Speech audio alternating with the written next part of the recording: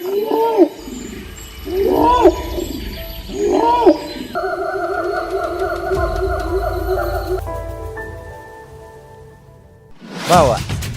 manusia, satwa, alam, dan sekitarnya. Podcast ini diinisiasi Orangutan Information Center.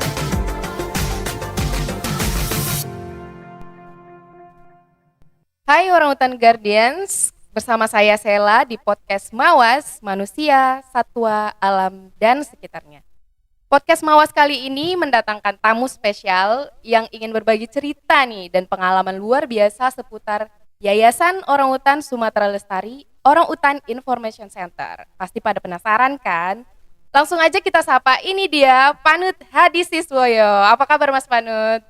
Alhamdulillah baik, Ya. selamat pagi Sela. Pagi Mas Panut. Nah kira-kira apa kesibukan saat ini Mas? Kesibukan selalu bekerja untuk menyelamatkan orangutan Sumatera dan juga orangutan Bantui. Orangutan Guardians yang saat ini sedang mendengarkan podcast kita, penasaran sekali nih Mas dengan sejarah berdirinya OIC. Nah kira-kira Mas Panut bisa nggak menjelaskan gimana sih ceritanya bisa terbangun lembaga yang keren ini Mas? Ya, terima kasih Sela. Awalnya sebenarnya OIC didirikan untuk suatu kegiatan yang sederhana yang seharusnya sudah banyak dilakukan oleh kalangan publik, oleh tatanan masyarakat di Indonesia, di Sumatera yang seharusnya sudah dilakukan untuk menyelamatkan lingkungan. Namun kemudian OIC didirikan sebenarnya untuk menjadi sebuah wadah anak bangsa yang dimiliki oleh anak bangsa untuk menyelamatkan aset bangsa, yaitu orangutan di Pulau Sumatera. Pada saat itu saya melihat anak bangsa tidak banyak berkiprah, tidak banyak melakukan kegiatan untuk membangun komunitas yang bisa peduli, yang mau ikut andil dalam menyelamatkan sumber daya alam. Dan orangutan pada saat itu menjadi spesies yang sangat menarik hati, menarik minat, keingintahuan, rasa keingintahuan yang lebih mendalam, penasaran, semuanya ada di benak saya waktu itu, kemudian menjadi spesies yang sangat saya cintai untuk kita selamatkan. Oke, ternyata keren sekali ya teman-teman ya. Nah, kira-kira Mas Panut boleh nggak diceritain sedikit atau dijelaskan apa saja sih ruang lingkup kerja di OIC ini Mas Panut? Pada awalnya OIC atau Orangutan Information Center itu disebut sebagai pusat informasi orangutan. Ya. Pada awalnya memang dibuat seputaran itu, seputaran bagaimana satu lembaga bisa memberikan informasi-informasi yang lengkap, terkini terkait kondisi orangutan dan habitatnya di Pulau Sumatera. Jadi kita spesifik di Pulau Sumatera ya, karena orangutan ada 3 spesies gitu ya, 2 spesies ada di Pulau Sumatera dan 1 spesies ada di Kalimantan. Nah kita hanya fokus di Pulau Sumatera. Pada saat itu kita hanya fokus bagaimana bisa memberikan informasi supaya ada kesadaran. Nah kemudian setelah kami membangun sebuah proses penyadaran, ternyata itu tidak cukup. OIC kemudian berkiprah bagaimana menawarkan solusi akibat proses penyadaran yang sudah dilakukan tadi untuk mengangkat aksi-aksi ataupun menjalankan aksi-aksi bersama masyarakat untuk memberikan solusi terhadap tantangan kehidupan bagi spesies orangutan dan habitatnya. Gitu.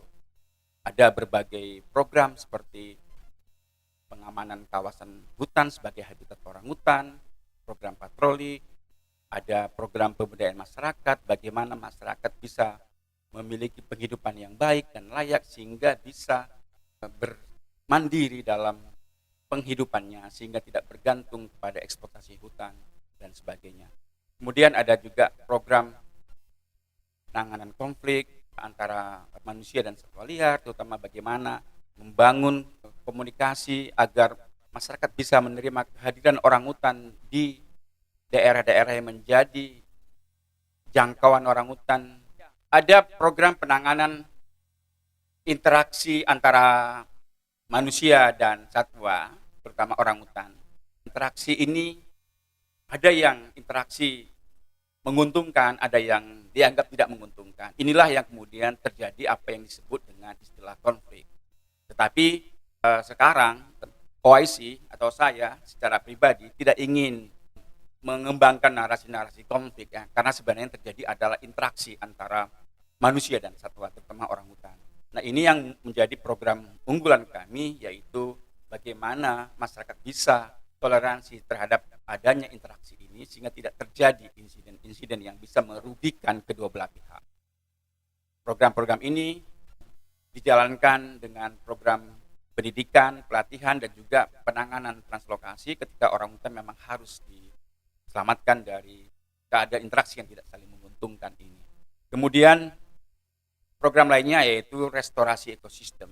Ini penting sekali, ini menjadi flagship atau ikon dari program konservasi yang dijalankan oleh OIC karena ini merupakan pesan yang paling penting dari sebuah perjalanan program di mana kita membawa pesan yang sangat penting, yaitu mempertahankan hutan sebagai hutan. Hutan kita akan pertahankan sebagai hutan. Bila ada keadaan hutan yang memang rusak, kita akan pulihkan sehingga terjadi pemulihan ekosistem, sehingga terjadi proses di mana keadaan yang terdegradasi bisa memberikan ruang baru bagi spesies, terutama orangutan, bagi mamalia lainnya yang sudah kembali ke areal pemulihan ekosistem. Dan tidak hanya itu, tapi ini sebuah pesan bahwa kita juga melakukan sebuah aksi iklim di mana hutan merupakan penyerap atau pencadang karbon yang paling besar yang saat ini diandalkan untuk penanganan bencana iklim. Oke, keren sekali ternyata ya Mas Panut ya program-program yang ada di OIC.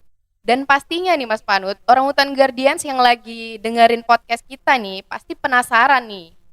OIC ini kan merupakan NGO yang bertujuan untuk melestarikan dan melindungi habitat orangutan, terutama di dalam dan di sekitar ekosistem Leuser gitu. Nah, kira-kira gimana sih Mas kondisi orangutan saat ini yang ada di Leuser ataupun di Batang Toru? Ya, saat ini orangutan di kawasan ekosistem Leuser maupun di ekosistem Batang Toru merupakan kantong-kantong populasi yang berpotensi untuk pelestarian orangutan selanjutnya. Populasi orangutan saat ini tentu kita sudah pahami ya, sudah mengalami beberapa fragmentasi populasi gitu ya, atau terjadinya populasi yang terpencar-pencar gitu ya. Di kawasan ekosistem Leuser misalnya, tidak semua orangutan itu yang jumlahnya sekitar 13.700 itu berada di satu hamparan hutan yang menyatu. Tapi hamparan hutan ini sebagai habitatnya sudah terpecah-pecah ya, sehingga populasi orangutan di Leuser misalnya terbagi 6 kelompok populasi yang berbeda. Jadi ini merupakan tantangan tentunya karena beberapa kelompok populasi ini harus bisa dianggap berkelanjutan atau viable gitu. Nah, inilah tugas kita, tugas OIC membantu para pengelola kawasan ini untuk mempertahankan blok-blok hutan ini sehingga tetap bisa menjadi rumah orangutan yang juga memberikan dampak positif bagi masyarakat luas gitu. Karena rumah orangutan ini merupakan sumber jasa lingkungan. Rumah orangutan ini merupakan sumber air, pencegah bencana alam, dan juga ya sebagai sumber plasma nutfah yang akan penting bagi mata pencaharian, termasuk kelangsungan dari pertanian dan sebagainya. Termasuk di Batang Toru ya terjadi juga 3 kelompok populasi yang berbeda yang saat ini kita berusaha bagaimana ketiga kelompok populasi ini bisa disatukan dengan pembangunan koridor. Tentu ini menjadi kondisi yang harus dipahami oleh semua pihak, di mana orangutan sangat bergantung kepada keutuhan hutan.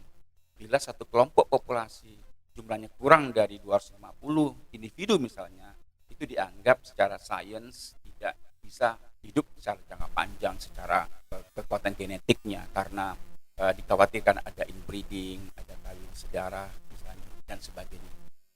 Oh.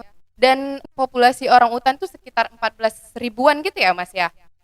Ya, ditambah dengan populasi yang di Batangtoru, tadi kan saya sampaikan populasi orangutan di kawasan enclosure sebanyak 13.700. Itu estimasi ya. Oke. Kemudian iya. ditambah sekitar 800 jadi sekitar 14.600. Tapi ini lagi-lagi saya tegaskan bahwa populasi ini merupakan formulasi sebuah proses estimasi yang diakui secara ilmiah, dianggap valid. Estimasi ini tentu perlu memastikan kembali validasi, maka ada proses validasi setiap 10 tahun namanya Population and Habitat Viability Assessment, itu PHBA gitu ya. Itu PHBA ini merupakan langkah-langkah untuk mengupdate dan memvalidasi populasi setiap 10 tahun. Nah, jadi kira-kira gimana tuh Mas Panut? Kita kan tahu nih lagi marak-maraknya pemburuan, kemudian perdagangan ilegal. Kira-kira gimana sih cara kita menjaga mereka agar tetap aman di habitatnya Mas Panut? Yang pertama sebenarnya kita menjaga habitatnya tetap utuh. Itu yang pilihan penting dan harus dilaksanakan gitu. Untuk tetap menjaga habitatnya tetap utuh, tetap satu kesatuan, tidak terpecah-pecah lagi. Apa yang tersisa saat ini habitatnya harus dipertahankan agar tidak terfragmentasi lagi. Itu yang pertama, karena sebenarnya kalau fragmentasi terjadi lebih marak, maka yang terjadi sebenarnya akan banyak akses ke dalam kawasan hutan sehingga memudahkan perburuan. Perburuan terjadi karena ada permintaan. Nah, bagaimana ini kita bisa membumi hanguskan permintaan ini gitu. Kita harus menarget orang-orang yang penting, yang mungkin memiliki kemampuan secara ekonomi sehingga mereka ya mau membeli orangutan, meminta orangutan untuk dipelihara sebagai peliharaan, untuk dijual belikan, untuk diselundupkan ke tempat-tempat tertentu, baik yang sifatnya eksploitasi maupun untuk kepentingan pribadi. Jadi bagaimana kita bisa mendidik para orang-orang yang sebenarnya memiliki kekuatan secara ekonomi, secara politik untuk tidak menciptakan suatu permintaan yang baru. Ini penting sekali. Yang ketiga yaitu penegakan hukum. Saya pikir perlu juga kita konsisten terhadap adanya perlindungan atau status perlindungan dari satwa ini. Orangutan dilindungi oleh undang-undang. Siapa saja yang mengeksploitasi, menjual, membunuh, memelihara dan juga memperdagangkan ataupun mengakibatkan luka itu juga bisa dikenakan hukuman. Jadi banyak hal yang bisa kita lakukan. Tentu yang paling penting adalah yang terakhir yang ingin saya sampaikan, partisipasi kita. Kepedulian kita sebagai anak bangsa itu harus menjadi dominasi dari sebuah proses. Kita mau terjun dalam dunia penyelamatan spesies ini gitu. Karena kalau anak bangsa tidak peduli, maka yang terjadi adalah bencana kepunahan. Oke, iya. Jadi tadi Mas Panut ada bicara soal hukum nih Mas Panut. Nah, kira-kira menurut Mas Panut hukum di Indonesia apakah sudah benar-benar efektif untuk mengatasi permasalahan itu atau bagaimana Mas? Ya, hukum atau kerangka hukum kita itu sudah memadai, tinggal pelaksanaan saja gitu. Dan bagaimana pengawasan terhadap perlindungan ini di payung hukum itu juga bisa terjadi gitu. Tapi yang paling penting adalah sebenarnya pencegahan. Penegakan hukum ini sebagai langkah terakhir, tetapi akan memberikan dampak yang positif gitu. Ketika hukum dijalankan, kemudian ini menjadi satu efek jerah gitu kan, sehingga akan menimbulkan satu motivasi yang dapat mencegah terjadinya eksploitasi satwa liar, terutama perdagangan satwa seperti orangutan yang memang terjadi perdagangan terutama untuk bayi orangutan yang memang ditarget oleh para pemburu maupun para pedagang satwa. Tapi yang paling penting adalah bagaimana kita mencegah gitu ya. Jadi hukum ini sebenarnya ditata untuk bisa mencegah terjadinya pengambilan orangutan. Tetapi bila terjadi suatu insiden yang memang harus menggunakan wadah hukum ini, tentu kita juga harus ya mengedepankan hukumnya. Jadi Mas Panut, nah Taman Nasional Gunung Loser ini kan sebagai wilayah kerja OIC bukan hanya rumahnya orang hutan nih Mas Panut. Pastinya kan ada juga satwa lain seperti harimau, badak, gajah, dan hewan-hewan lainnya yang kondisinya mungkin kritis populasinya begitu. Nah, apakah OIC memantau satwa-satwa tersebut juga Mas Panut?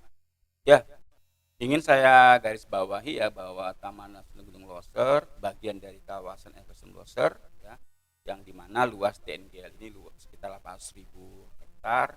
Kemudian total dari luasan kawasan ekosistem Loser ini sekitar 2,6 juta hektar yang terdiri dari kawasan konservasi, termasuk TNGL tadi, kemudian kawasan lindung, kemudian kawasan hutan produksi lainnya, dan juga ada area pemukiman, APL dan sebagainya. Ini merupakan satu-satunya ekosistem yang penting bagi kelangsungan spesies penting dan satu-satunya di dunia ya, di mana ada 4 spesies langka atau 4 spesies yang merupakan satwa kunci itu hidup berdampingan di satu tempat yang sama, yaitu ada badak, harimau, gajah, dan orangutan.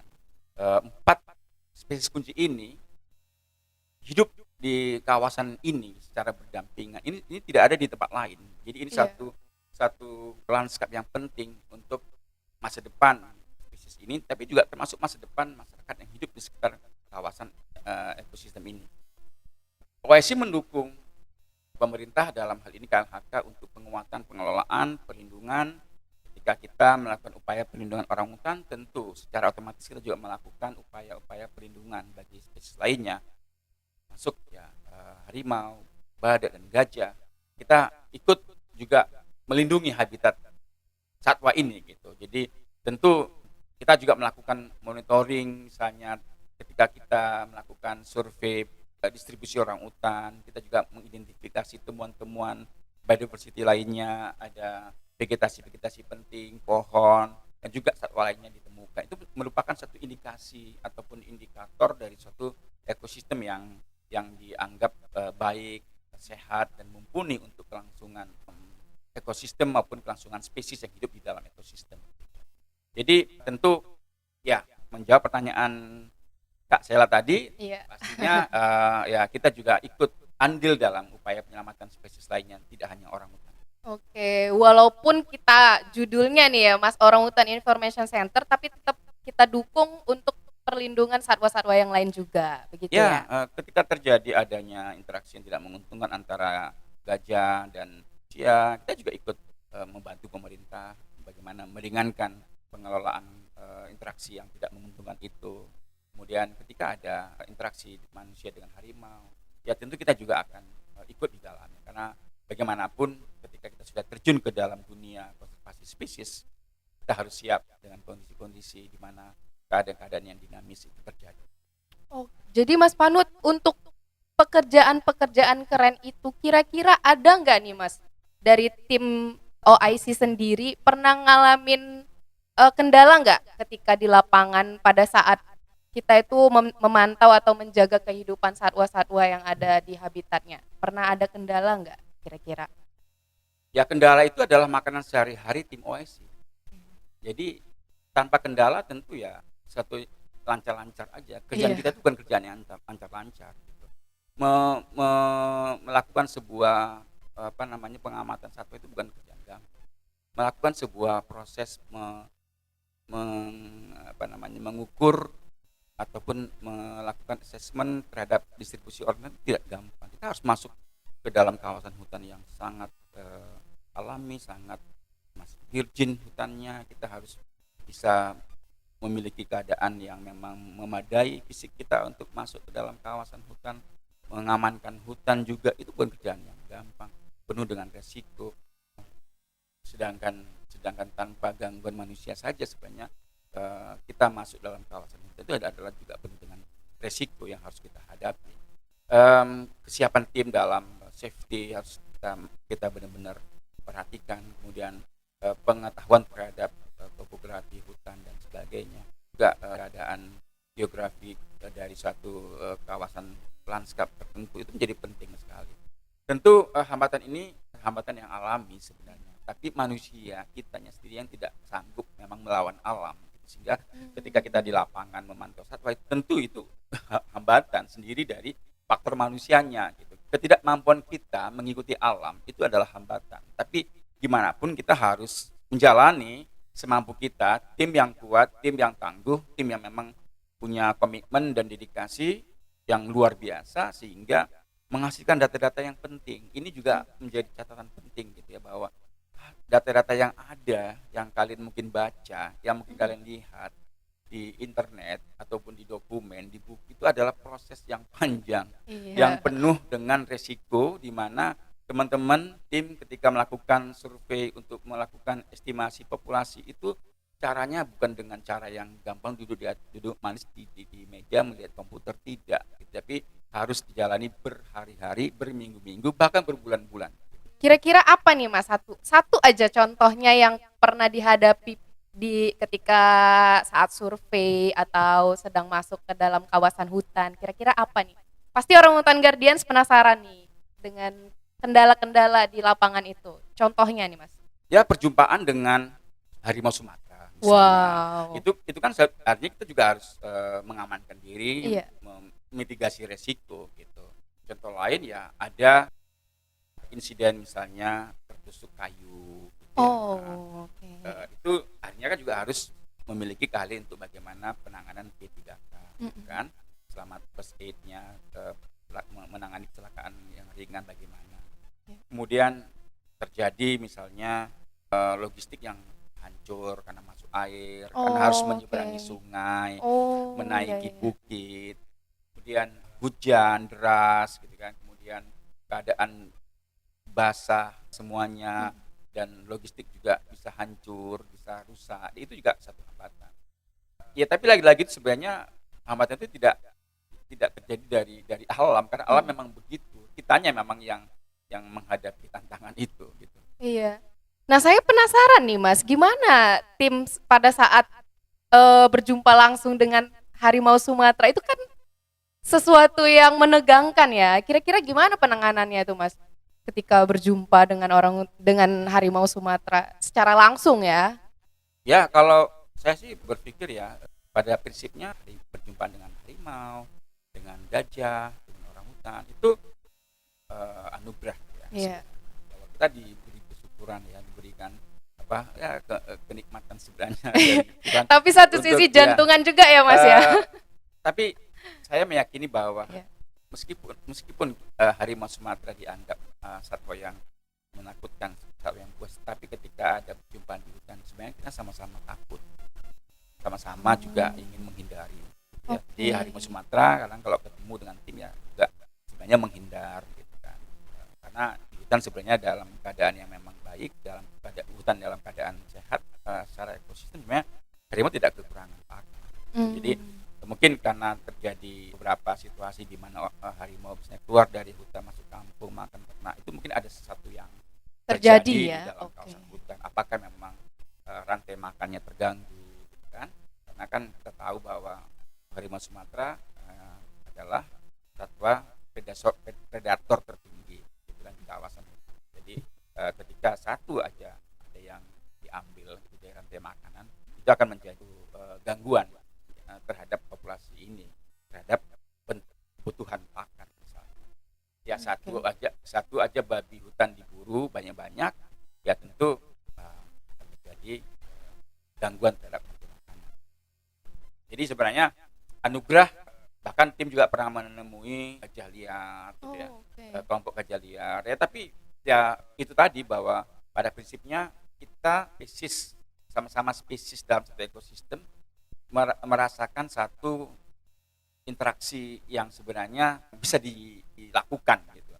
Ada memang satu ya kondisi mungkin di mana ada insiden manusia diserang oleh harimau, tapi bisa dikatakan jarang, hampir mungkin jarang. Nggak pernah terjadi itu ya, Mas? Ya ada terjadi, tapi ketika misalnya terjadi karena yang terjadi misalnya pemburu gitu ya, ada cerita dulu di Aceh Timur gitu ya, ada yang diterkam oleh Tapi mereka ini adalah kelompok buruk. Oh. Jadi sebenarnya hampir seluruh tim yang melakukan survei penelitian di hutan itu hampir bilang saya yakin tidak pernah Karena sistemik kita sekarang. juga tujuannya baik ya Mas Ya, Manud ya. Saya pikir orang-orang baik akan dilayani dengan baik oleh spesies-spesies yang ada di hutan itu. Oke, sedap nih. Jadi kira-kira ada nggak Mas tantangan besar yang lain yang membuat satwa-satwa itu rawan punah gitu? Ada nggak yang membuat mereka itu? Saya pikir kira-kira- yang menyebab faktor paling menentukan untuk memastikan kelangsungan populasi ini adalah manusia. Saya pikir. Tanpa ada intervensi manusia ke kawasan hutan, sebenarnya ya mereka baik-baik saja. Tapi ketika mulai diganggu, mulai intervensi, mulai ada kebutuhan untuk perluasan kegiatan pertanian, perkebunan ke dalam kawasan hutan, itu menjadi ancaman bagi spesies ini termasuk orang hutan. Ketika ada konversi hutan menjadi perkebunan, pemukiman, itu akan menjadi tantangan baru. Ketika ada jalan dibangun membelah kawasan hutan, itu juga akan menjadi tantangan baru bagi upaya pelestarian satwa. Makanya ketika ada usulan pembangunan jalan misalnya, ya harus memang benar-benar memperhatikan dampak. Bagaimana kita bisa memitigasi juga dampak itu, tidak hanya membangun, bagaimana kita membangun sebuah upaya untuk kalau memang itu menjadi pilihan yang paling terakhir, tapi bagaimana caranya agar ada mitigasi dampak gitu. Misalnya dengan membangun koridornya, membangun wildlife bridge-nya sehingga tetap tidak terputus habitat itu. Bagaimana jalan bisa dibangun tanpa memutus jalur satwa, itu penting. Ini sih yang dapat saya sampaikan. Oke, wah keren sekali ternyata ya Orangutan Guardians. Nah, karena kita sudah di akhir podcast kita. Nah, kira-kira apa nih Mas Panud masukan dan harapan untuk semua orang yang mendengarkan podcast kita ini? Bagaimana pesan Mas Panud untuk anak muda yang sedang mendengarkan untuk menjaga alam, hutan, dan satwa agar tidak punah? Ayolah anak bangsa, peduli sedikit land. Iya. Itulah. Medan kali ya. Anak bangsa harus di depan. Iya. Jangan menonton, jangan melihat kehancuran, tapi cegahlah kehancuran. Gitu. Bumi ini cuma satu, nggak usah mikir lah kalian tuh, oh kita bisa hidup di planet Mars, nggak usah lah terlalu jauh pikiran kalian, gitu kan? Tapi gimana kita menyelamatkan bumi yang memang kita pijak ini sebagai tempat satu-satunya untuk melangsungkan kehidupan kita dan generasi yang akan datang.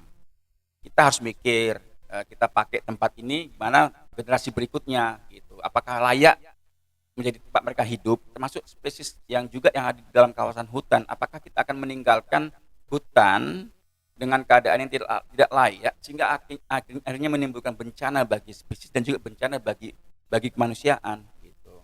Jadi kita harus punya tanggung jawab. Tentu dengan cara-cara yang kita mampu gitu. Sebagai orang-orang yang menjaga hutan dalam perannya sebagai polisi hutan, tentu juga memiliki tanggung jawab yang serius. Penegak hukum juga memiliki peran untuk bagaimana memastikan adanya penegakan hukum sehingga memang kawasan yang penting dapat lebih terlindungi. Pemerintah dari segi kewenangannya dalam mengelola bagaimana bisa mensejahterakan masyarakat sehingga masyarakat bisa hidup secara lebih mapan tanpa harus merusak kawasan hutan dan sebagainya. Kemudian kita sebagai pemuda, sebagai akademisi misalnya, kita juga harus memiliki peran untuk bagaimana memiliki kepedulian, meneliti sebuah kondisi-kondisi kawasan, suatu habitat, spesies dan sebagainya, sehingga kita bisa memberikan kontribusi yang penting untuk melestarikan yang tersisa ini. Oke, anak muda harus di garda paling depan nih ya kan Mas Panud. Yes. Wah, nggak terasa nih ya. Kita udah sampai di penghujung podcast. Terima kasih banyak untuk Mas Panud karena sudah berbagi cerita bersama kita. Terima kasih juga untuk yang sudah mendengarkan. Sampai bertemu di podcast Mawas berikutnya. Orangutan Lives Better. Lestari. Lestari.